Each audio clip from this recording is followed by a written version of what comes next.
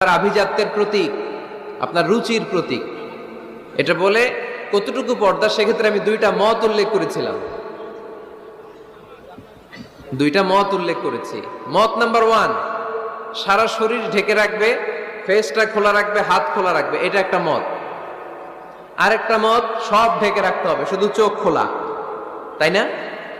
দুইটা মত উল্লেখ করে আমি বলেছিলাম যে এটা হচ্ছে রুকসাত আর এটা হচ্ছে আজিমাত।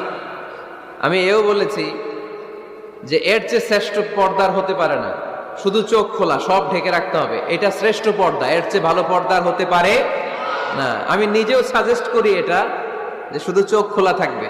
আবার ওই প্রশ্নের উত্তরে এও বলেছি চেহারা হচ্ছে সৌন্দর্যের রাজধানী, চেহারাই যদি দেখা হয়ে যায় তো সব দেখা হয়ে যায়, এজন্য এটা আমি সাজেস্ট করেছি।